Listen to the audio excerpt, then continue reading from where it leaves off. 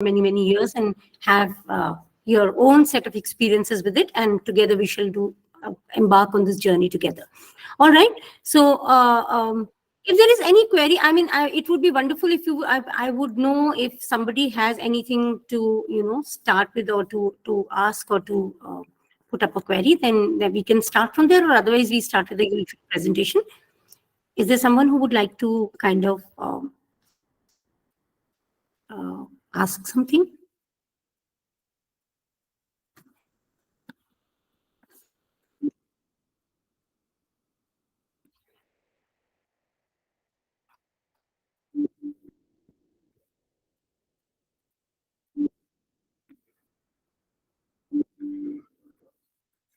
All right. I hope you are able to see my screen and hear me. So in case there is any doubt, kindly let me know, since I am not able to see your hands or anything. So kindly be vocal and let me know. So, well, we are going to, as I was told, that we are going to talk about audit, which is primarily green environment and energy audit for NAC gradings in higher education institution. We all know, we are all working, we all know that higher education institutes and universities, it has become mandatory to have NAC grading. And that is indeed, we understand why NAC gradings are important, because, we all need it for our institutions to get. Excuse me, ma'am. Yes. Ma'am, can you present it in full screen? It is in Presentation full mode? screen. No, ma'am. We are not Okay. able to see it in the full screen. So do you have my presentation? Then I think you should share it, because then I already have it in full screen here. Okay, ma'am. Then I'll be doing from my end, ma'am. No issues, ma'am. All right. So Yes, I'll ma'am. stop sharing from here. Yes, ma'am. Yes, ma'am. All right.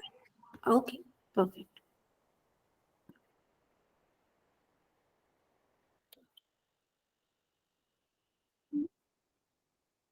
So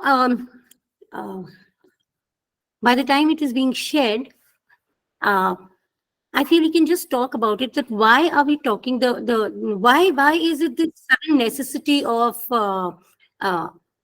asking for a green audit, or making it so mandatory suddenly? What has suddenly happened, and why is it such a demand now that we need to have a green audit? The idea simply being that I've written here as a line, which I actually, it's not mine, but somebody else had it, that if you can't measure it, you can't manage it. We are talking about institutions of learning, institutions of education, and if we are not able to understand how we are managing our institutions, then they can go disarray. And that is why, with changing times, we all know that times are changing. We all know that we have gone from chalk and talk to technology based education entirely. We are also seeing that there is a lot of change in the way the role of teacher has been portrayed, from just being a presenter, an orator, or somebody who knows everything about everything. We are almost standing at par at times with the students and trying to work together with them in collaboration. So a lot has come, a lot has changed. And probably that is the reason why this too is required, because to manage an institution which is making, or which is creating jobs for future, which is creating a human, or which is shaping the youth future, we need to manage it well, and also we need to measure what we are managing. So obviously in that grading we have a lot of other academic criteria and anything, but we will specifically be talking about criteria 7 here, in which we will address the need of green environment and energy audit for NAC ratings. Now, why are we needing them? Can we move to the next slide, please?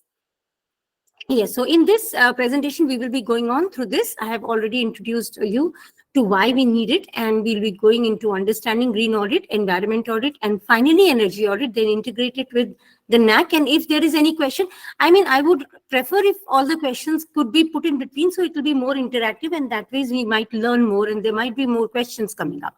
So next, please. So, like I told you, education and environment have now become quite, intermingled into each other. We cannot study two things separately, because anything that we are studying as a part, which is education, is actually impacting our environment some or the other way. So there is no way that we can move keeping them too in silos. I mean, we never spoke about environmental science, or we never spoke about sustainability. Earlier, a couple of decades, I mean, 2 decades ago, nobody would talk about sustainability in colleges and schools. Of course, it was coming up in United Nations and other forums, international forums, in a big way, but coming into our daily lives was not there, especially in India. But now we see over a period of time, suddenly it has taken a big role. So that is why it's important. And from Paris, we know that we had kept Paris Agreement, and then moving on from there, where we pushed, in fact, our Prime Minister pushed very heavily into non-renewable energies in Paris Agreement, and coming to Dubai, where we are completely talking about replacing fossil fuels. It's been a huge journey. And we all are seeing it. We are seeing it rapidly changing. But I mean, I'm sure all people who are from, I can see a couple of names, people who are from Chennai, who've recently witnessed so much of flood. And there are people who've witnessed so much of drought. So we're seeing there has been a cyclone which hit up, the coast.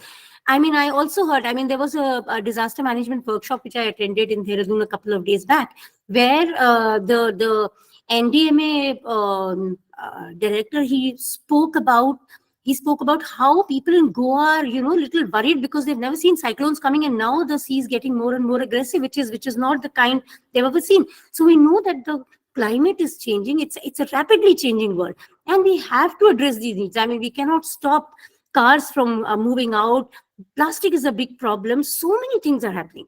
And lastly, we have to start being and making our students accountable in order to be sustainable. And probably that is the reason why we are talking about all these audits. Because in layman's term, if we say, we all know, we all have an understanding that audits are always done to understand how the money is regulated, or how a proper functioning of a company is happening. And audits were started very, very early, when Government of India set up the Computer and Auditor General. I mean, in fact, it happened much before a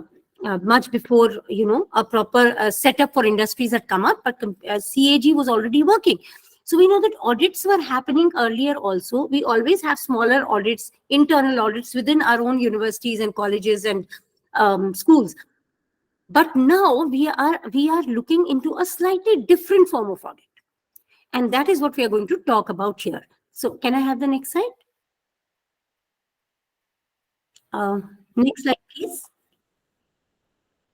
Okay, so of course, this is what an audit is. Very simply, we'll go quickly. So it is an independent body we have, which is answerable to a board of governors, where the board of governors would know, or the principal and the management committee in case of a higher education institute, or the vice chancellor and the chancellor in case of a university, would know where a committee would be directly answerable to them, telling them how the university or the educational institution has been functioning over a period of time.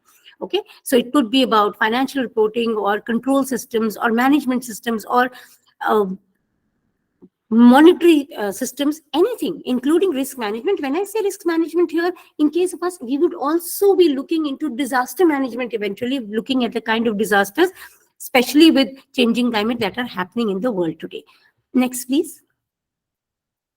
Okay, so coming straight to what is a green audit. See, we've been talking about green audit. So in simple terms, green audit is actually a comprehensive assessment of how an organization is performing environmentally. I mean, what kind of environmental impact am I having? Say I, for example, open up an organization or an institute. I want to open an institute, a higher education college.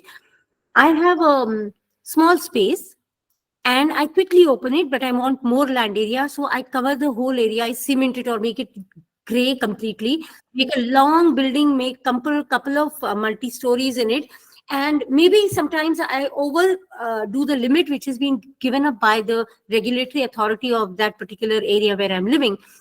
And I try to fix in one classroom and rotate it amongst people, and try to show that I have multiple classrooms. Sometimes it happens because you're waiting for some more.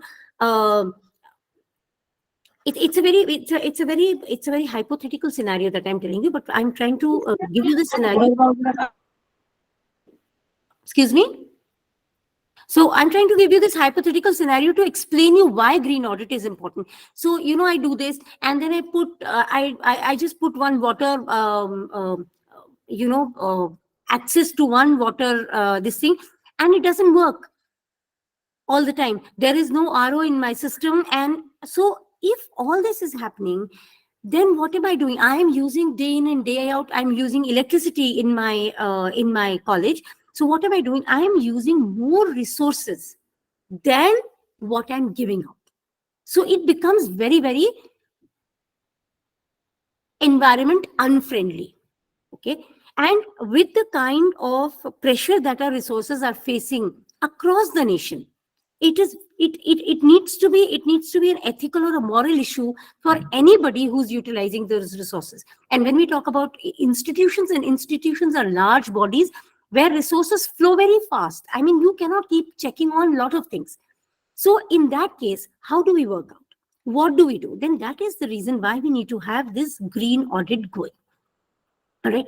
So what does it do? It is something. I mean, most of you who are doing environment audit in your respective institutions, or who are environment education faculty in your organization, have gone through it. If you've taught EIA, we all know that how it happens. So we are going to identify and look at the issues which are primarily into air, water, land, and electricity. And of course, then resource waste like paper, plastic, and other things, human resources. Okay, so we look at all that and we see how we are impacting on it and what is the overall impact which is coming up. So if we are utilizing too much of it, then maybe there's something that we need to do. So that is what a green audit is going to check for us. It is going to tell us exactly where we are going wrong, because in the heat of scope, we are working, how hard all of you work. I mean, there is no time. Once you're walking into the university or a college, by the time you come out of that, there is no time that we have. There are examinations going on. There are interactions happening. There are faculty development program like this happening. Sometimes when it is happening offline, then we know how much of work happens alongside. A lot of paperwork happens, a lot of paper presentation is happening. Paper gets wasted, but it happens unknowingly, not like any of us would want to do it, but it happens because there is a lot of happening. So when we go through a green audit, it gives us a reality check as to where we are and what we need to reduce, or what kind of culture we need to start growing in order to comply to becoming a greener organization. So that is what we are looking into. Next, please. So what all is covered under it, ma'am? If you could just make it slightly larger than people would see it. So it is energy, water, waste disposal, air, plants, I mean greenery that you have. So all these are part of your green audit. So air, water, soil will definitely be there. Biodiversity becomes one. And then, of course, there is another thing which is known as green building. I don't know, but how many of you are aware of the term green building? I'm sure most of you know about it because it's a lot of it is in the news. And of course, the last one here I wanted to show you was the green building. Okay, thank you for responding. It makes you feel alive. Otherwise, it looks like you're talking to the computer screen. So, all right. So anyway, so why we are talking about carbon footprint here is because all these little actions of ours are going to impact and enlarge it. So it was a very nice initiative. I must thank IoT Academy for doing it, because when you make it more online, then you reduce the carbon footprint by reducing people from coming to a particular place and involving a lot of movement. Yes, can we go to the next slide, please? Okay. So these are the benefits and impacts, as you can see, that of course it will give a positive impact. Once initially when it starts, sometimes it becomes a very irritating thing. Why are we doing all this? Why do we have to count the number of pages we are using? Why are we trying to use reused books? Or why are we doing these things? But eventually we find that when we start doing it, and when we start to economically convert that amount, then we find that we are actually saving in terms of money. So they may be intangible benefits, but overall, when you start equating it to the amount of money that you're saving, then it becomes a huge amount. And that is where, we can say that we are saving on, or we are going to enhance upon our quality. So maybe when we save on these particular things, we might enhance on something else in the university or a higher education institution, which we need. So say I need a smart board in my classroom, in my university, or I need a particular instrument to measure something in my laboratory. But because there is a lot of budget which goes into extra things, I'm not able to do it. So if I'm able to manage if I'm auditing it, better, then maybe I'm able to save something. Of course, it has all the intangible benefits, but the tangible benefit which it will give me in terms of money is also going to be something that I can add into growing of my particular department or my university or my. It gives me environmental and income. And what are the social benefits I get? I get a very secure, sustainable system, a system which is allowing differently abled people to come into. They are allowing gender to be equal.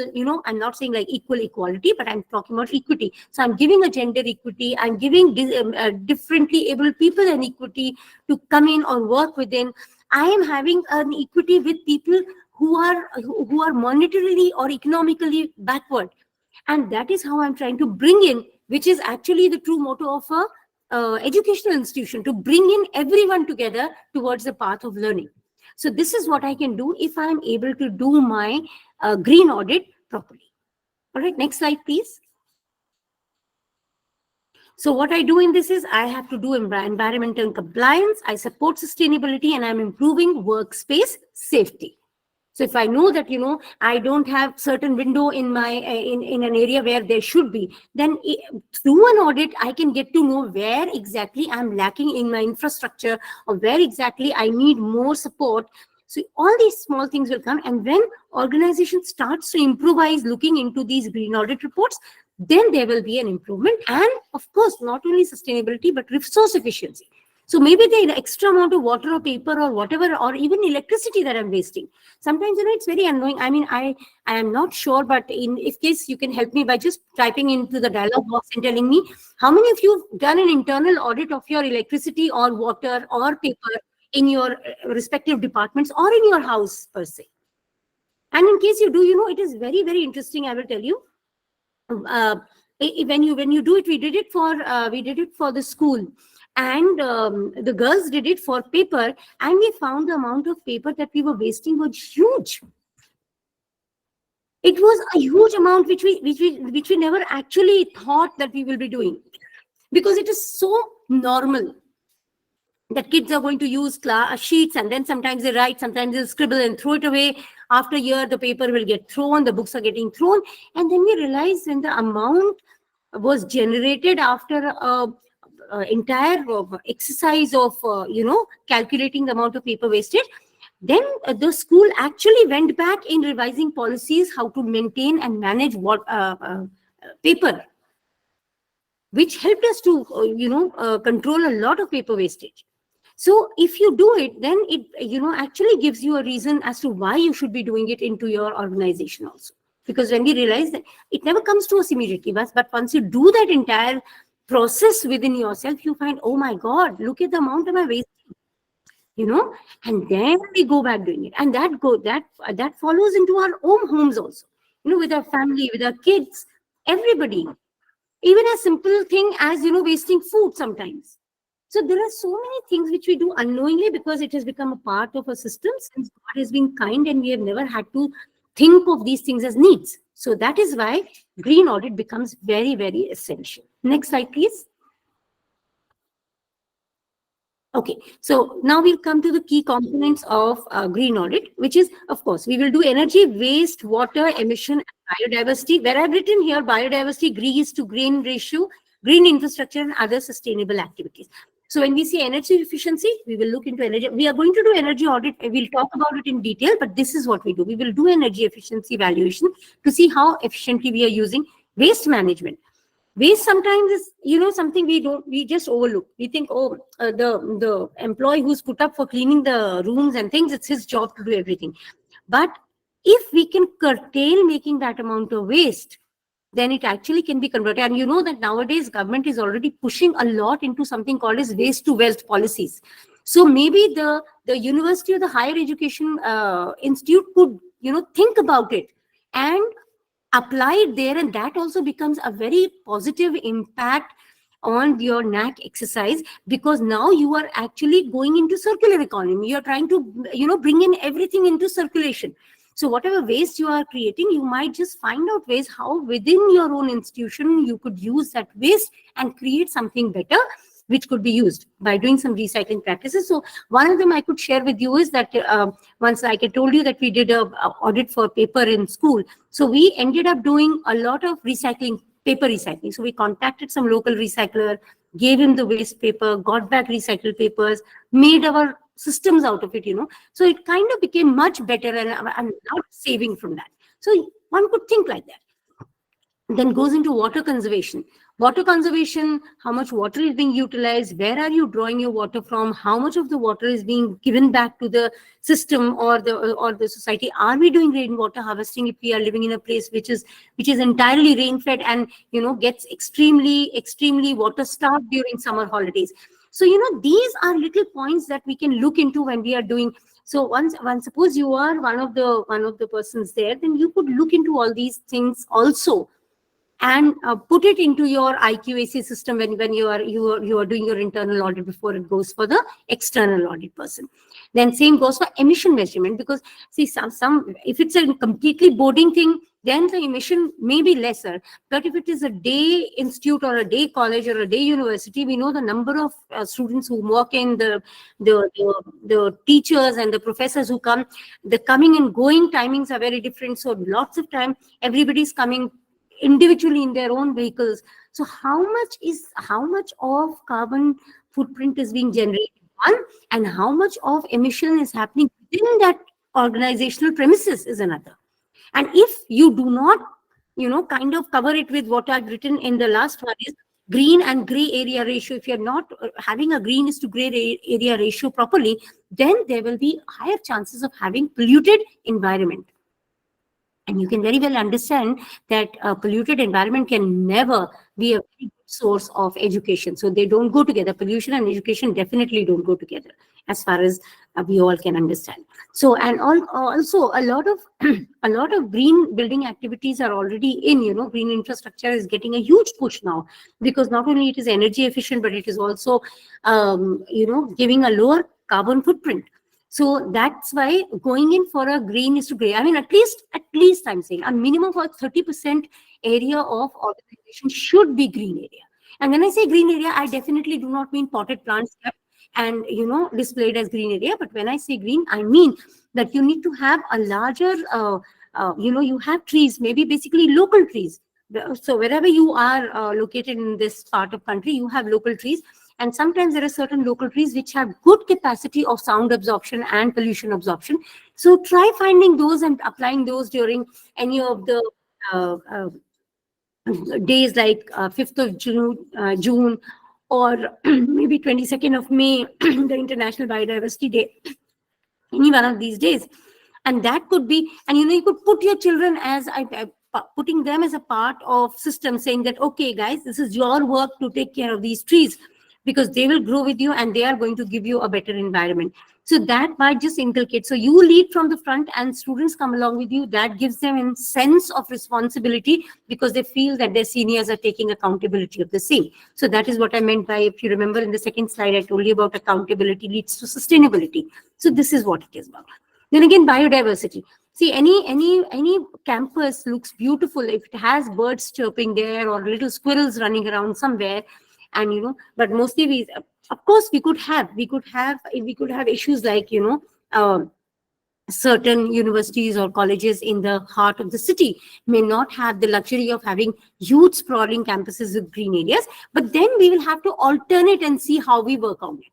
Maybe we talk about having something like putting up steps, or creating a array and putting hanging plants in it, green plants in it, which could be indoor plants. So make the indoors green. So there are lots of ways that we can improvise upon the existing structures and make it better or greener. All right. Then what are other sustainable activities? When I say other sustainable activities, we all know that educational institutions have a lot of institutional social responsibility, or ISR, as we know. So in terms of ISR, what we can do is that we could have social activities happening. We could go in for cleanup drives or plantation drives within the city, or interact with people, celebrate days which have social and environmental and economical significance, and try and integrate sustainability into it. Because we know that now sustainability is everywhere, from engineering to economics to science. I mean, almost every subject and everybody is talking about sustainability, because the way we are standing on the brink of climate disaster, we have no choice but to go into it. So this becomes not only a requirement for the for getting a NAC accreditation, but it becomes a necessity for us to start putting it up as a personal crusade for us, for our parents, and for our children as well. So we need to understand it in a larger perspective, that why are we talking about all these audits? It is not just that we want a stamp from the NAC to say that, oh, my university or college is good and I get a good service. But it is all about how am I going to make this environment green? Because at the end of it, as a teacher, it is my moral responsibility, my responsibility, because my job is to provide this kind of understanding. So I cannot run away from it. And if I'm running away from it, definitely I have my own kids, and they are also part of the system where they are being taught by some other teacher. So as a teacher, it is my moral responsibility to bring in this green audit or this green understanding of this sustainability into, and let children imbibe it, because we have no choices. See, when COVID happened, we all had to pick up our laptops and start working. Thanks to this COVID, that now we are happily working online. Otherwise, this online system was only meant for the for the MNC people to do. They were the ones who would go online, very smart working. But now we all work on it. All our kids work on it, because we were pushed to do it. Let us not wait for the environment to push us very hard to start becoming green, and let's do it much, much before that. So that is the reason why we need to look into these key components very, very seriously. So if you are waiting, if you are beginning your NAC exercises now, and if you are into one of the committees of criteria 7, please start looking into it very seriously. You can have a core committee, maybe have a few students working into it, plan up your entire yearly calendar, deciding as to what all can you do to make it greener and better. And that will definitely bring a shift in understanding. Even, the way the students behave, their entire behavioral change happens when they start thinking and talking green. Because nature does bring in softness, which otherwise gets lost, because then otherwise you all have a carrot diamond. Oh, koi baat nahi, ek paper kharab ho gaya, dusra le lenge, ek gaadi miss ho gayi, dusri kharidenge, do chakkar mein saman leke aayenge. We always do this. We don't bother at times, because for us everything is there. So when we start teaching them that we need to bother, it should start hurting you right here. Then it will start softening them, and then they will start looking beyond just a mere throwing of paper or just a mere not switching off the light. Next slide, please. So these are steps for green audit. So one, of course, will be a pre-audit preparation, where the audit team will be made, and of course, which will be an internal team which you will make, and you will be collecting relevant data and everything. Then definitely there will be an on-site audit where inspection would happen, and of course you could have your external auditors also coming in and looking at it. They will take, they will have your data which you have collected in the pre-audit preparation. Then of course analysis and reporting will happen, and finally implementation. It is self-understandable. I mean, you are mature and have been working into it, so definitely nothing great that I'm telling you. But what I'm saying is that in case it has happened earlier and there have been flaws identified, so you rectify it in your pre-audit preparation before it goes in, and see what more has changed. Because now, by the time it had happened last time, something more would have gone wrong or something else. So a much thorough pre-audit preparation would be required. And trust me, if there is a better pre-audit preparation, rest of it goes very smooth, and there is no problem about it. And most of the times we lose out on this. See, because academically we all know that nobody beats us. Indians are anyways good, and anyways, if we are working in higher education, we are very committed people, and I applaud you for that. All of you are also equally working towards. But what we lose out on is the green aspect at times, because that is one which is least looked into. So please look into very carefully, especially into waste, especially into air pollution, how you monitor it, what environment policies is your higher education department making, or your university or your college making. That is very, very important. And that is what is going to decide as to how quickly you get your green certificate. Next, please. So this is a small toolkit which you can see that these are issues that you will have to look into when you're making your green audit preparation. So you look into all of these and see how you can work out. If there is anything that somebody would want to add on to this, or would like to question somebody who's been into this earlier and has found something which needs to be added on, please feel free to do it. It will be a wonderful interactive activity that ways.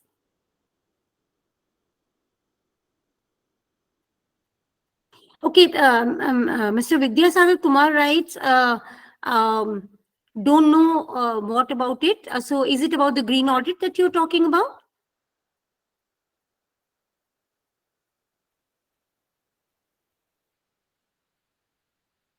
I trust so. Okay, next slide, please.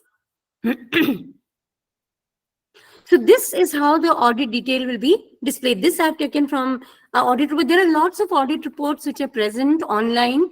If you go on, log on to the net, you can see. So this is, I just removed the last part of it. So it is something like this. So this is how some auditor and subject experts will be there, who will be, please clarify, knowledge management. Ma'am, I'm first basically supposed to be doing this, and definitely we'll talk about that as well. But first, was it there in the last slide? Can we go back to the last slide, please? Okay. All right. So when I say knowledge management is both ways you're going to look into it, ma'am. One will be that definitely the academic part, but that in this case, when we say knowledge management, we are talking about the understanding of the green environment and the eight things which are being audited in your this thing, and how you are managing and keeping that area green. Suppose, say, let us say we are talking about you have genetics and biochemistry or bioinformatics in your, and you have, or maybe you have plant tissue culture labs in your institution. So there are a lot of other things, lab requirements and lab products which will be given out, which may not be conducive to be released outside. So how are you managing it? What is that? So your knowledge or understanding about your systems and how you are connecting it with the green audit, that is what you require to know when it comes to knowledge management. Okay, so this is how it is going to be. And finally, it will be an eco and green. So this is the way your report will end once your audit is done. I'm sure many of you, if you've gone through it, you know that this is how it is going to happen. And since it is an audit which happens third party, so people who are certified to do these audits will only come and do it. So after you've done your pre-audit work, the certified agencies can be contacted, and they are the ones who are going to come and do this. So can we go to the next slide, please? Now we come to environment audit. We spoke about green audit earlier. Now we come to environmental. So again, environment audit or environmental audit is a management tool. Okay, now in green audit, of course, again, it is, when you say green audit or you say environment audit, they are almost similar. There is not much of a difference. But in green audit, you do a very preliminary survey, which you start from your own. Here, it is more for the committee or the policy makers to decide once management environment audit is done. So when a green audit is done, normally your report which comes, it says it is a eco/environment/green audit which has happened, because once it is done in a comprehensive way, the policies will be made according to that. Okay. But since I thought it was given separately, so I thought I'll give you whatever slight difference is between this, and of course EIA, that will come towards the end of the slide with environment audit. So it's a management tool. Again, systematic documentation and periodic evaluation will happen in this also, just like it would happen in the green audit. And it will facilitate management control of environmental policies. So here, once the policies have been decided, you have already gone through your green audit, you have already fixed your green commitments. Then how management is going to put policies to manage those green commitments, that will be done. All right. Then overall objective, again, to safeguard the environment and minimize the human health risk. So there's not much of a difference here as well. Same things will happen here. Again, local and national laws, both will be applied. And now why we do these is, again, like I told you in the last example, say if you have any kind of lab where you are dealing with potentially hazardous material, even for that matter, chemistry lab, you can say, then environmental health safety regulations become very, very pertinent. Till now, we were not looking into it. See, first time when in 1984, Bhopal gas tragedy happened, we came up with EIA, or Environmental Impact Assessment. Because before that, we never thought environment could be hazardous to us. Everything was okay. Before that, nobody was so much aggrieved by environmental problem. But we know what happened, what the tragedy that struck on 3rd and 2nd and 3rd December actually changed the whole scenario, and people realized how dangerous these industries could be, which may otherwise not be. So if you are complying to the environmental laws and if you are being safe, then it's perfectly fine to work with these industries. But if something goes wrong or if things are overlooked, then they might lead to major disasters. And that is the case with institutions as well. So that is why environmental compliances have become very, very important. See, we are dealing with things like liquid nitrogen sometimes in the physics lab. We are dealing with so many hazardous chemicals in our chemistry lab. So a little this or that could be dangerous. So setting up of rules becomes very important, and that is why this audit. Next, please. Again, the same thing, but I've just put it again so that we just go through it and reiterate. Otherwise, once you will be reading it, you will find, I'm sure you'll be getting a copy of this.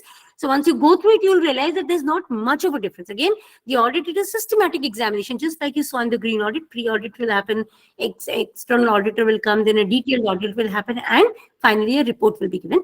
But then it is going to give you what are the hazards that are being posed. Here we've said company because normally environmental audits happen, extreme environmental audits only happen for companies which are specifically meant for chemical companies or companies which deal with hazardous material or potentially dangerous material.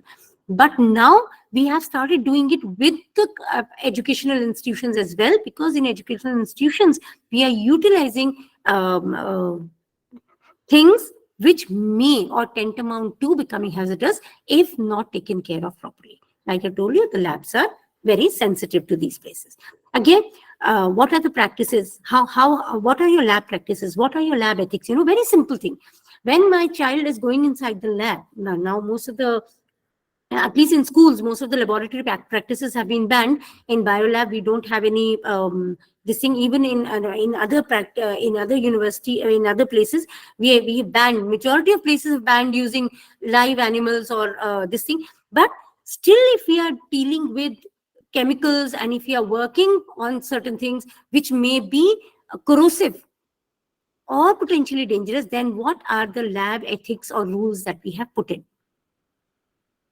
Yes, the green audit is done yearly, ma'am, and it should be. I also, it's wonderful that it is done yearly, and I also feel it should be done yearly because, see, I've already highlighted in red that the environment statement every year goes by 31st or so. With the closing of your financial year, your environmental statement should also be ready as to what all has happened over the period of time. And that, of course, gives us it gives us something very good, what it is that we know by the year end, how much of environmental issues have we done. I will just come to it, ma'am.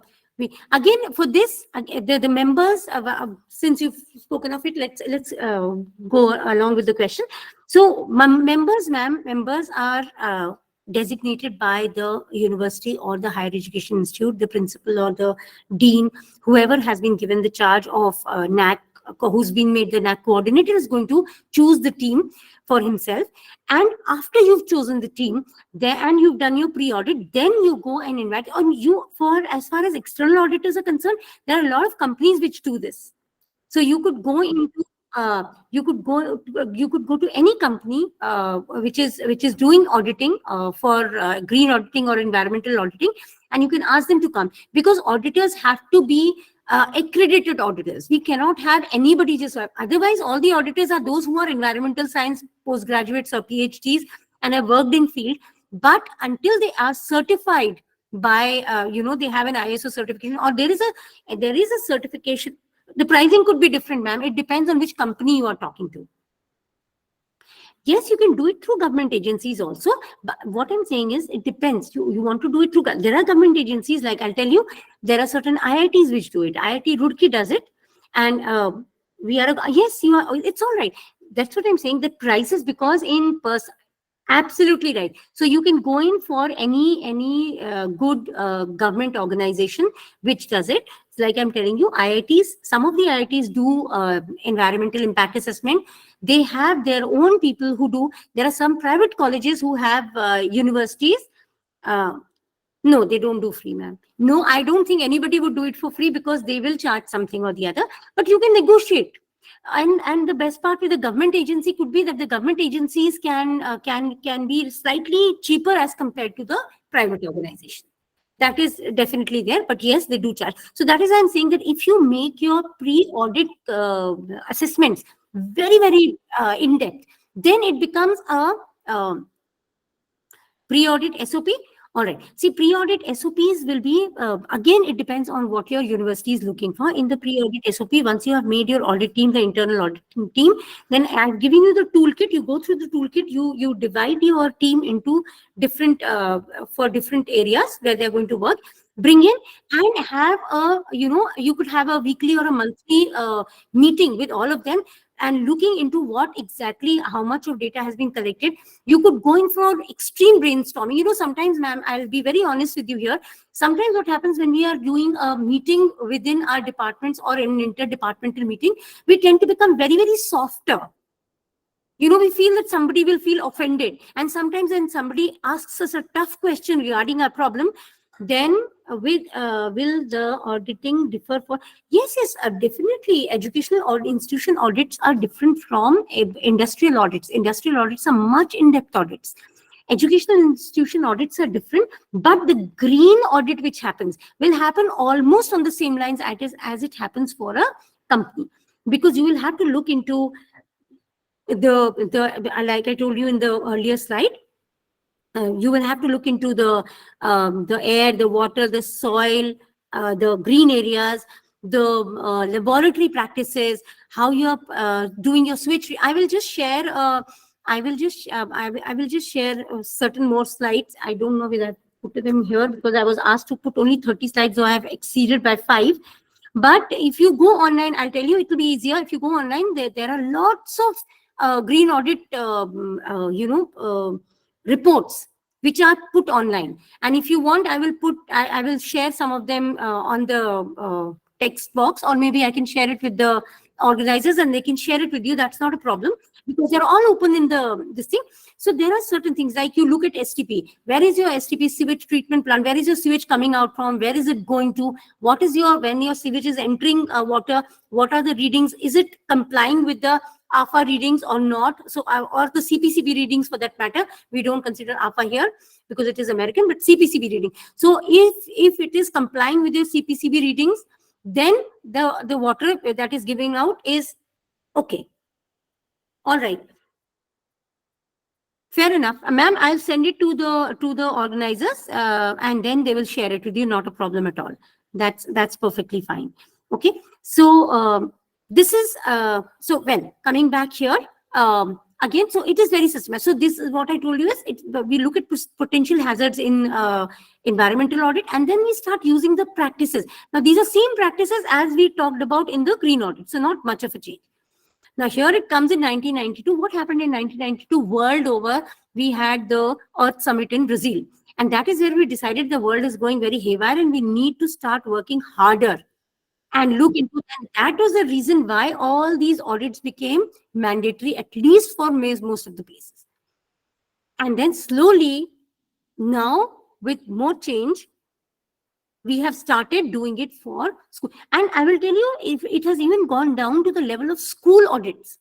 Now, there are green school programs and green school certifications where the schools work towards getting a green certificate and becoming more and more eco-friendly, because resources have become so scarce. See, now if your college is catering to 3,000 students, and imagine if you're living in a place where the water is scarce during summers, how are you going to manage water for children? How are you going to manage water for your laboratories? I mean, laboratories, you can't have water. you need to have very, very good quality water. How are you going to do your experiments otherwise? So, so that is the reason why these audits become very, very imperative. Not because we just need a nag guidance, because we need a good and a healthy atmosphere to live, because we are spending maximum time in these places. So that is the need. Next slide, please.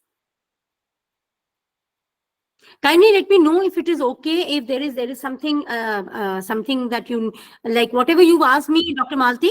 I'm going to send it, share it with the organizers, and they'll say yes. Dr. Jayaprakash, there's something. Thank you so much, ma'am. Dr. Jayaprakash, you have something to say? You can please put it in your in the dialog box, and we can go through it.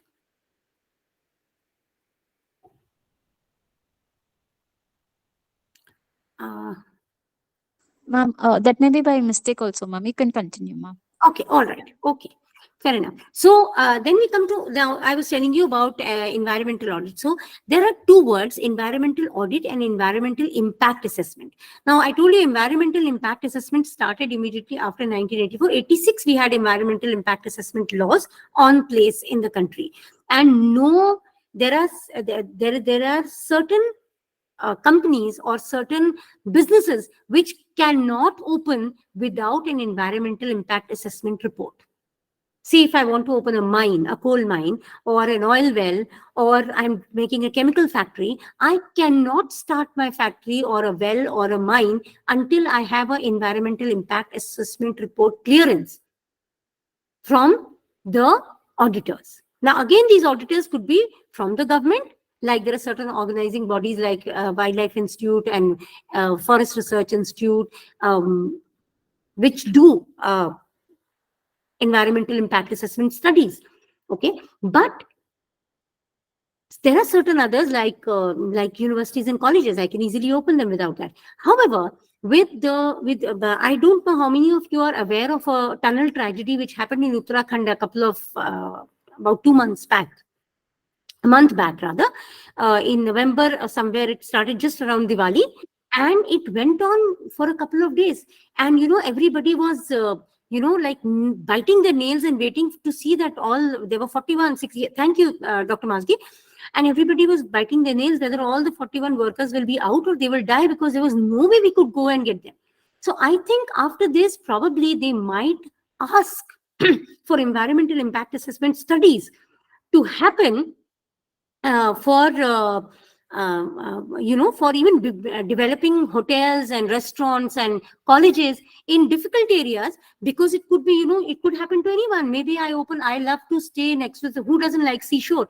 I want to make a very beautiful college next to the seashore so that I can show my children marine ecology. And one fine day, a huge tsunami comes and half my college is gone with the kids. So it might just need an EIA before I open the college. So see, there are a lot of reasons why we need all this. But there is a huge difference between these two words, environmental audit and impact assessment. Environmental audit is done in a place which is already established. And environmental impact assessment happens for something which has to start. It has not begun. I have an idea to make an industry, chemical industry. So when I have an idea, I will have to get my impact assessment done as to what is going to happen to this area once I make my factory. So what is it like before the factory is there? What is going to happen once the factory is made? And what is going to have 5 years after when the factory is made? And what should I do to keep the environment safe? This is what the impact assessment study will do. And it's a very cumbersome process.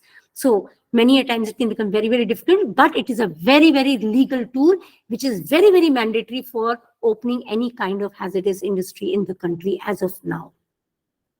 And environmental auditing, I've told you, it can just happen anywhere. And we have started doing it in higher education organizations, because what type of government, authorized government agencies for green energy environment audits? All right, I told you that for green energy, for green audit, energy audit, and environment audit, all you can get a lot of private companies which do it. I will just tell you, just Google online and write energy auditing companies in the country, you will get a list of them. That is not a problem. There are individual people who do it, like I tell you. Anybody who has got a BTech degree and has a DEE certification, is a energy auditor, and he has the legal right to come and audit in case you call that person to and give you a certificate of energy audit once your audit is complete. Similarly, for green audit or environmental audit, again you have ISO certified auditors who have an ISO certification. Towards the end of it, I will give you the list of ISO certifications which are required, which will be needed, which are needed for your green certifications. So then you can go through it, and anybody who has that. So even if you Google it, you will get a lot of companies which do it. And I've told you there are a lot of government organizations also who do it. A lot of IITs do it. And if you are from any of the places where you have IIT nearby, you can always ask them. They will be doing. I'm sure IIT Chennai will be having. IIT Mumbai has. IIT Roorkee definitely has. I know. So all these organizations, anyways, have certified scientists who can do your energy studies or impact assessment studies or environmental audit studies, because they are certified to do it. Otherwise, you have all these auditors which normally have a company. See, it is easier for them, because if I have a certificate and I don't have a company, it becomes very difficult for me. And certifications are very, very difficult exams sometimes, and you have to do a lot of work before that. You have to do a lot of ground level work. So it becomes easier for them to make a company and then work as a certifying agency. So that is it. If in case you want, I can help you with that as well and give you some more information about that. I'll send it to them and they can share it with you as well. Okay, ma'am, can you share the next slide? Okay, these are the types of environment audit. As I said, one can be compliance audit, one is management audit, and the other is functional. Now, there is a very slight difference between them. I told you ISO certification is needed for environmental audit. So environmental performance and responsibility practices, what is your company doing? That gets an ISO 14001 certificate. So if a company says I'm 14001 certified, that means it has a very good environmental performance and responsibility practice. So it has good policies and they are working on their policies very well. Okay, what are procedures, calibration, analysis, and are followed? Okay, we'll just come to that. So let me just finish this. Then once we do the energy one, then we will come to the compliances. Then we come to environmental management audit. What is environmental management audit? Here, you look at the objectives, policies, and performance. Now, this is what the management is set up. Suppose my college has set up, it has made certain policies. So when I do the environmental management audit, then I'm going to look at what were my objectives, what policies did I make, and how are they performing? Are they giving the kind of results what I thought they should when I made the policies or not? And if they do not, then I need to change them or. And the functional environmental audit is when we look at only one aspect of it. Like I want to look at the air quality of my place, or I want to look at the water quality of my place, or I want to look at the, like I told you, paper wastage or energy audit. So all that becomes a functional environmental audit. So when I'm doing my green audit or environmental audit in my university or higher education institute, then what I'm going to look at, I am going to look at all these little points. So when you were saying what are the parameters that I'm going to look at, if you go back into slides, then you will see there are air, water, soil, energy, biodiversity, and social. Social in terms of environment. I mean, what environmental social responsibilities are you doing besides just working in your organization? Those all become your parameters to be checked when you're going in for a green audit. And that will also include a green is to gray ratio that I told you, that how much is the gray building or the building material or cement material as compared to the greenery in your organization. So in case there is a skewed, ratio, then you will have to work out what you can do to make it more green. So, like I told you, you can have vertical gardens in your place. You can put in some hydroponics. You can have some indoor plants set up in a lot of places so that air quality also improves and the greenery also enhances. So these are things that you will have to take care of. And again, the total number of points that NAC gives for the seventh criteria is 100. So you have to fall into that 100 ambit, which is like, I think green audit has about 30 points in it. So within those 30 points, if you are able to fulfill those 30 points, then it becomes easier. So that is why I said about 30% of green area should be kept, and that will help you to enhance your green audit. So can I go to the next slide, please? Now, these are the steps of energy environment audit, planning and audit. Okay, again, like I told you, you will have an IQAC, the internal quality assurance or compliance group, which will again have work divided between, like I've said, it will conduct and give responsibilities of each activity to different groups. You will give it to other people. Then you will review. Here it is company, but you can do it for your, now you review. So suppose I am supposed to look after water, and Miss Anand Lakshmi is supposed to look after the green area, and thank you. And Mr. Raghunath is supposed to look after the the energy audit. Then we all sit together after every week or month, depending on how much time we have, and we come back with our data collection, and then we discuss it out. And when we are discussing, as I told you last time also, we need to be brutally true. I mean, let us fight it out. It does not matter, because at the end of it, it is the question of somebody else coming and questioning us. So if we fight amongst ourselves within the community first and sort out our matters, then it becomes easier for us to reply to the external auditor, because then we have answers for them, and they definitely always have difficult questions for us. So that is and data gathering should be very, very important. If we have correct data, authentic data, proper data gathered, then we can work out as to what needs to be done. And then regulatory practices and, curing of that can be done. I mean, we can bring about, we can do kind of damage control can be done immediately before the external auditor comes and points out our issues. So the lesser number of issues you leave for the external auditor, it becomes much better for you to get a green certification faster. So that is, and wherever you need, suppose you feel that, these are places where you may have overlooked your data collection, or may have overlooked the need for change, then when you sit together, then of course when there is an interaction between different people, then those points come out, and the final points come out, you need to work out on. Take out your reports, internal reports, every month, every week, how much soever quickly you want to do, and then refine or fine tune your green systems so that your pre-audit activity becomes more or less perfect before it goes for an external auditor. Next slide, please. So this is how it will happen, planning. So you choose, when you choose an audit team, see, sometimes it happens that we want to work with our friends. Okay, but please understand, it is not about, it is not about going for a picnic or a party, or just putting your name into that one document that I have been a part of it. Trust me, if you are going to be a part of it, you have to put your heart and soul into it. And doing an auditing process is very, very, I'm sure most of you have gone through it, and it is very, very back-breaking process. So you choose an audit team which is going to work hard. You can choose certain, if you feel there are certain PhD students or students who are very, very sincere and can get you authentic data, put them into the team.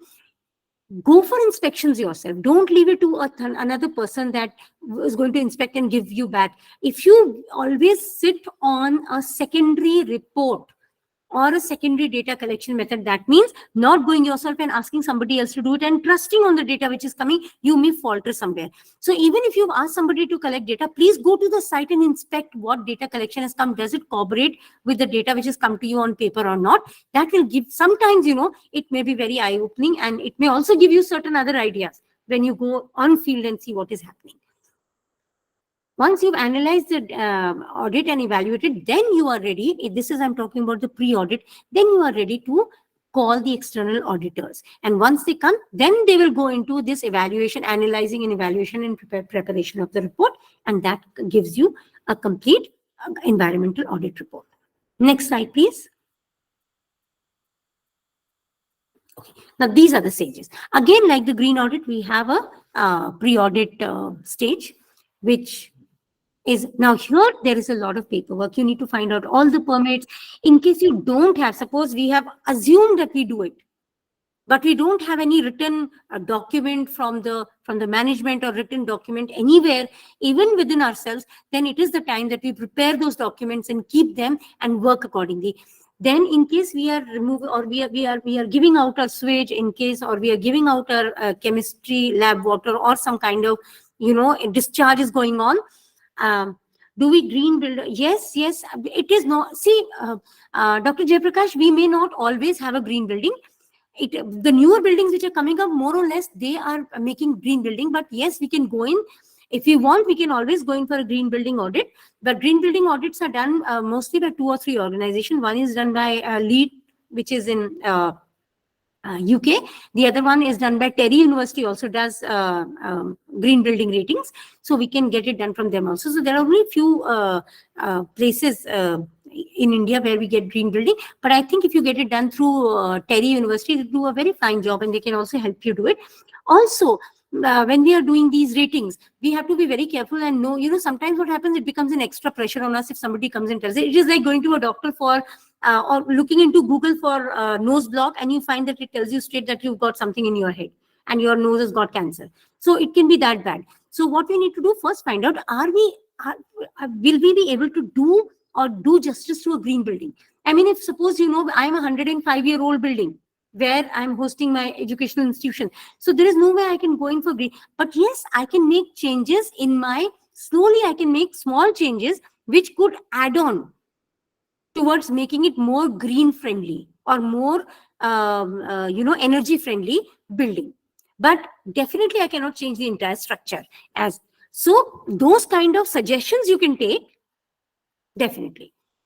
All right. So once you've done the pre-audit, then the audit comes. Now, when you are going on for this, like it says in the audit, it says set the ground rules. So you have to first decide everything before you get into action. I am going to do my audit. This is going to be my issue. Now, once I'm going for audit, in case I do not find the compliances as per the NAC accreditation requirements, what am I going to do? How much am I going to, what am I going to bring in another change? I can't stop my course from running, but what should I do so that I get a green accreditation as well? And for that, the management or the higher authorities need to be in tandem with you. So when you are making your audit team, it needs to be very, very open to suggestion, to criticism, to changes, and also it should be inclusive of the data coming from all the sides. And definitely it needs to have its rule, and you have to stand firm on your rules.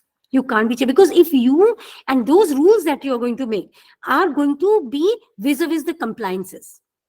We can't make our own rules. Thank you so much. So that, and then in case you require, maybe you need to train some of, maybe suppose it's a chemistry lab, like I told you, it is giving out certain kind of a sensible. Now we need to do some kind of air quality monitoring or something. So train somebody, send somebody for training. That you could ask or request the management or the vice chancellor, that sir, from within our community, say the science department wants to send 2 teachers for learning how to monitor air quality or bring in these kind of regular instrumentation, so that they could be in charge of regular monitoring, or they could take care of something, or they could, so these kind of trainings, if required, please go through it. Because once it is done and then you go in for your audit, then it will be a smooth sailing. Otherwise, it always falls back. And then what happens? One thing falls back, then the entire, either your rating goes down or you don't get your NAC accreditation, which is both ways wrong, because a lot of paperwork goes. This is just one criteria, criteria 7. There are so many others. 6 criteria have their own 1, 2, 3, 4, 5, 6 sub criteria. So by just losing out on one, we lose out on many other things. Then very important, if you read the last one, is the emergency response procedure. Now, this is what I'm talking about, disaster management. College and universities are places where we have huge human beings, floating population of children walking in, walking out every now and then. So are we compliant with our emergency response system? What if my child who's studying in, sitting in, or the teacher is teaching in the 4th floor and there is a fire which breaks out? Where are the emergency exits? Have we taught our children how to move out? Are we doing regular training and exercises with them? Now, these are very, very important things. So when I said, earlier when I said that you need to do a lot of not only faculty development programs, but also celebrate days like the Earth Day, days like the, there are so many national and international days of importance. So disaster management day. There is one on 2nd December. We have the day which recognizes the tsunami which happened in Chennai a couple of years back, 2004, I trust. Which was very, very horrific, and it was a devastating tsunami which came. So that 2nd of December also happens to be International Day for industrial disasters, because Bhopal gas tragedy happened. So those are days when we can, deliberately bring in students, we can bring in our own teaching faculty community, talk about it and say, look, this could happen then, it could happen anywhere. I may be sitting in my class and teaching. If it happens, what am I going to do? I am not prepared for it. I am not a soldier. I am a teacher, but I have to live and I have to ensure that my students are safe. So what am I going to do? So all these things need to be a part of this. Now, when you look at it, it looks like, oh my God, so many things to do. But if you make it a regular system in your college or university, then it doesn't sound very great. Like every 4th Friday, we guys are going to sit and discuss about, this. Or within the year, we have 16 international and national days that we are going to sit and discuss. So different departments are going to discuss differently, and then the heads of department can sit and maybe then circulate it over to it. So in that means it becomes easier and much faster to go. Next slide, please. Okay. Then, of course, the audit will be the final day when maybe the external auditor is going to come. He's going to check all that. So you have to conduct it. And then whenever there is a site inspection, one person who has been the head of the quality assurance committee of the organization, or the head of the or NAC or the NAC coordinator maybe, needs to be there. Or maybe he appoints somebody who has been doing the green, or who's been leading the green audit compliance work, needs to be with the auditor, explaining him, telling him how things are happening. Because sometimes, when you are explaining something, it becomes easier to understand. Otherwise, it could be taken otherwise. Or sometimes, if there is a glitch, you may be able to fix it up well. So one person needs to be there. And then, of course, then finally, the audit report will be made. And that is it. In case they give you some list of actions that you need to follow up, you do. Otherwise, if you've done it in your internal audit, good enough, which happens. So this is how it goes on. Well, next slide, please.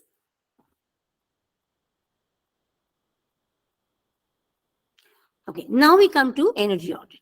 Just like the environment, this energy audit is also one. See, nowadays energy has become a very big issue. I'm sure you are all aware of the 5 BEE stars which happen. And I told you that all the energy auditors which we have are those who are BEE compliant. They have to have a certification from Bureau of Electricity. That is the BEE is the certifying body for any energy auditor. If the energy auditor has to give you a stamp, then he has to be a certified auditor. Otherwise, it does not work. Otherwise, of course, you can do it on your own. You can do it on your own. You can go to your house and check out your lights. What are you using? How much is your bill? It's very easy to do. But that you can do for yourself. That you can do for a pre-audit understanding. But then you will have to call an energy auditor to do it. Now, this is because it improves energy efficiency. Again, this is something that we had done with the school. Once we were applying for a British award and a green school certification, and trust me, when we finished it, we found again there was so much of wastage which was happening, especially in the dormitories where the children would leave the lights on, in staff rooms where teachers would leave the lights and fans on most of the time, rushing through, in classrooms where teacher and student would just walk away and the class lights and fans would remain open. Unmindful sometimes because we just walk off. So deliberately a habit had to be added. There were changes to be made in the kind of electric appliances that we were using. More solar was inducted into the system so that the the electricity, the grid electricity comes lesser. And the best part using solar panels is that if you take solar energy when it goes off grid, to the electricity bill goes down by 25 to 30%. They give you subsidy on the electricity bill if you have solar energy installed in your organization. So it is a very interesting thing to do. And of course, then you comply with the 2016 Paris Agreement, because our Honorable Prime Minister already committed to the international body that we are going in for a heavy solar alteration. So changing from fossil fuels and coming into solar energy. And definitely it makes life easier because your Bijli ka bill goes less. If your electricity bill is less, then everybody is happy with it. Even the management is happy with it. So yes. So what happens is that once the report of energy audit is made, then you can develop your short-term, long-term and very long-term plans as to how you want to increase your energy efficiency. You can choose the kind of bulbs you are using. You can choose the kind of what type of electrical appliances. Dr. Jayaprakash, when you are going to buy stuff, you will have to specifically ask them that what is the BE star rating for them. If you go for a 5-star rating, what happens is that it is going to be the initial cost of any equipment, even if you talk of simple things like heaters and geysers and ACs, is going to be higher. The fans, they're going to cost you higher, but that's a one-time cost, because once you buy a 5-star rating appliance, then your electricity consumption goes 25% less than a 1-star rating appliance. So you can see how much difference it will make to your overall bill after some time. So definitely 5-star becomes a much better option as compared to a 1-star or 2-star. So whenever you are doing, and that you could do it even for your homes. See, you are buying something for your house, it may cost, it hurts a little bit when you have to shell out extra money, but it's a one-time buy. And I would suggest that you can always push your educational institution or your university to get into solar in case you are staying in a place where you have a lot of sunlight coming. That would be a very, very interesting thing, because that will cut down your electricity bill straight, because the electricity department gives you subsidy on the bill once you tell them that you have a solar fitting done in your organization. And it is especially good for heating water, because then you don't need heat geysers. You can just do away with geysers and keep a very you can just keep a simple geyser, the instant geyser, because in case of a emergency like a very cloudy day or a rainy day, you might need a geyser or 2 geysers. Otherwise, you just don't need geysers. If you have a good sunshine, if you have about 200 days of sunshine, there is no need of a geyser. So that is what I'm looking on. Then you can keep 1 or 2 geysers. It will not be used much, so your electricity bill anyways goes less. Oh, that's wonderful. That is wonderful. May I go to the next slide, please? Okay, so these are how energy audits will happen. So first, it will be an evaluation of the building. So in your pre-audit time also, first you can go and evaluate on your own, find out where all you can find loopholes and try and rectify them. So when the energy auditor comes, he is also going to evaluate your building. He'll ask you questions about the building. He could ask you questions about heating of the building, what material the building is used, how big is your window, how many windows do you have, what are the number of fans and light points you have, how many, there is a difference between 5 amp and 15 amp light switches. So he's going to count all the 5 amp and 15 amp light switches, see how many of them are being used every time.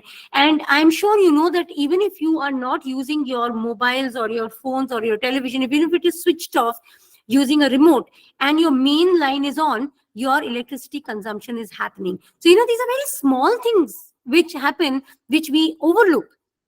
We think, TV to band kar diya hai, kyunki remote se switch off kar diya. But if it is on from the main switch, it is still running. So your electricity is still running, even if your television is not running. So if it is put up on, or if your AC has been put up on a 15 amp switch, and the 15 amp switch is not switched off, like switched off, it is going to take in that 15 amp electricity. So that kilowatt hour is still running for you, meanwhile, even when you think your AC is off. So these are very small things that you need to see when you're looking into energy audit, because these are the things which will help you save your electricity. Then he'll go in for testing just to see how much of electricity is being used. So they have their own tests. They can use a lux meter, or they do a blower door test, like it is written over here. Duct leakage, if there is any leakage in your electricity panels or anything. So all those things, so all those things when they do, they will come to know how much actual electricity requirement you have and how much are you using and how much is getting wasted. And based on these above 2 things, they are going to give you your efficiency recommendation, telling you whether you're efficient or you are lacking in certain things. Sometimes, we may not have insulations in window.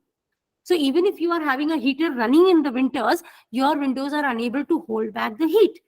So it's a waste of electricity. So, all these small things, and that will make the change in your overall green rating. All right, next one, please. So these are the 3 kinds of, one is a walkthrough. You just walk in and keep looking at it and see. Targeted, I mean, you exactly look at what you want to work on. Are you going to look only at the labs? Are you only going to look at the computer labs because they are using more electricity as per you, or the refrigeration units, or what are you going to? So those are targeted audits. And then you have detailed energy audits, where everything will be looked into at details, like I told you in a walkthrough. Okay, you have 15 lights, you can cut down and make them into 5 lights, say. That is a walkthrough. Targeted would be like exactly finding out what are you using, how many lux is coming. Detailed would be taking everything, that how many hours are you using it, what is the intensity of your light, what kind of bulbs are you using, how many times you are replacing the bulb. It becomes very detailed, then it becomes a detailed audit. Next one, please. Okay, this is how I've written it here. You can go through it later also, but it is the same thing. So it will be just searching on places where he finds. So it's just, in a bird's eye view, you'll say, mujhe lag raha hai aapka yahan se. These are the points from where I feel that your electricity is getting wasted. Since he's an auditor, it will be easier for him to see. In the targeted one, he's going to take more time. He's going to look at the places where he feels that the energy is being lost. He may ponder over it where he feels exactly the energy is getting out of. And in a detailed one, he's actually going to do certain number of tests, like I told you, that for light, the amount of light coming into your room, for how long it comes, what is the direction of your room. Sometimes we only talk about directions of room and directions of a table because of Vastu compliances. But actually, if you have your direction of the room and direction of table or direction of a classroom according to the light and the wind flow of the room, then you actually are saving on energy requirements as well. So it is not only a Vastu compliances, which are very important sometimes, I must say, but it is also for energy compliances that you need to look at the right direction of where you place your table or where you place your windows and doors or how you work out. That is what is important, and that comes in detailed energy audits. Next slide, please. Okay, this is a small diagram. I've left it here so that anybody who wants to go through it later and see.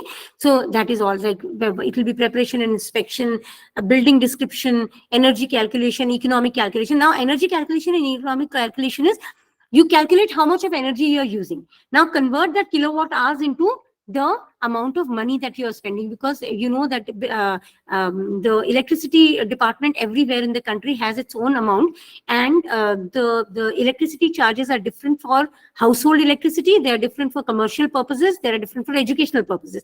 So depending on what you are using, how much you are using, it will change. So that will give you how much of money are you spending per month on electricity alone.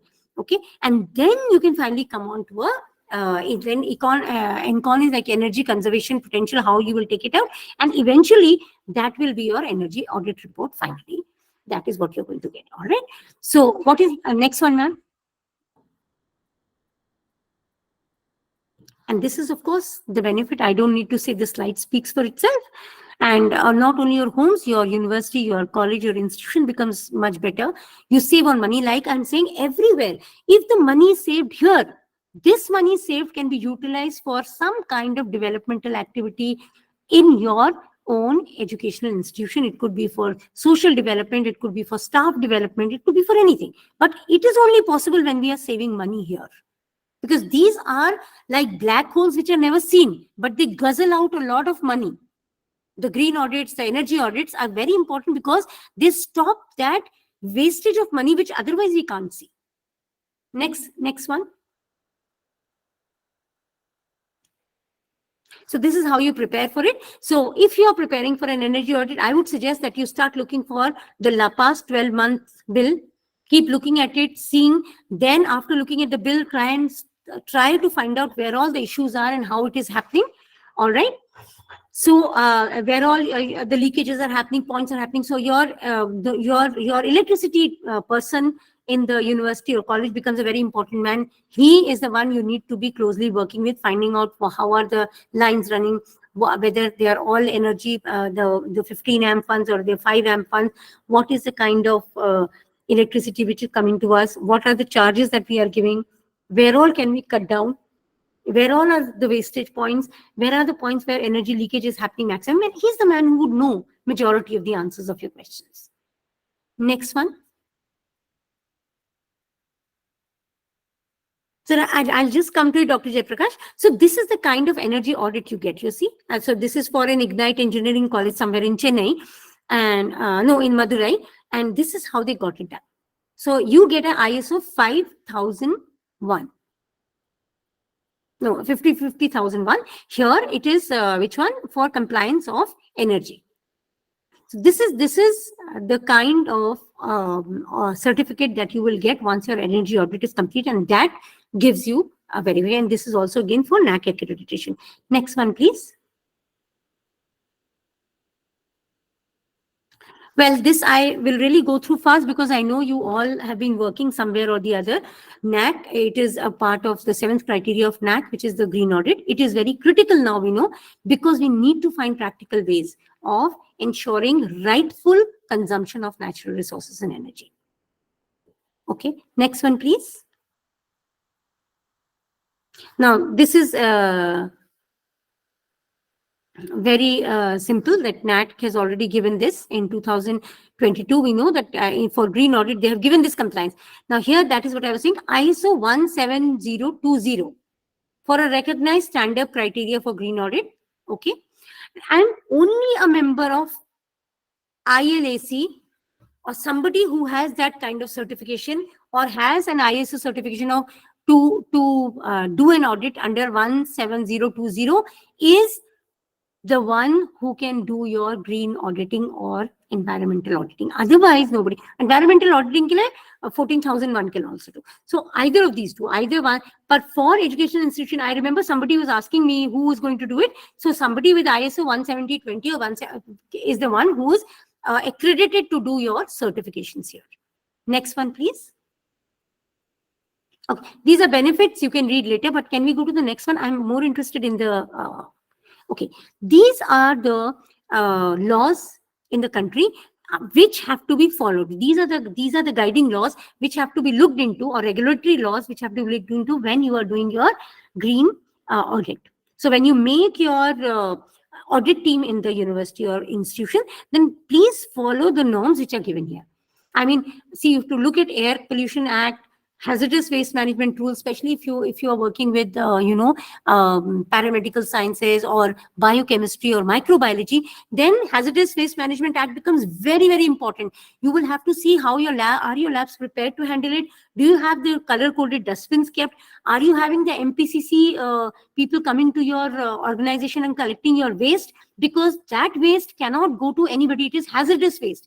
It has to go into a particular dustbin, and it has to be only picked out by the MPCC, because MPCC is the only company in the country which is certified to pick up hazardous waste from hospitals, from any organization, from research institute, from buildings, because they also take up sanitary waste, and from hostels where there are a lot of girl students living. So these are very small things, but they are very important when you are going in for this kind of activity. All right. So yes, ma'am. There is a regulatory body. It's not a course. If you are an environmental science student or a chemistry student, you can go in for a certification course, and once you have the certificate, you are as good to go for doing a energy audit or any kind of audit environment. Now, these are the ones, the certification. These are the certifications that you might need.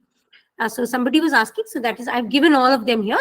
So 17020 is for green audit, 14,001 I said for EMS, 45001 for occupational health and safety management system. So this is in case you are doing civil engineering and do a lot of work, so you might want to get this. This one, 50,001 for energy management system, okay, and 17025 for testing laboratories.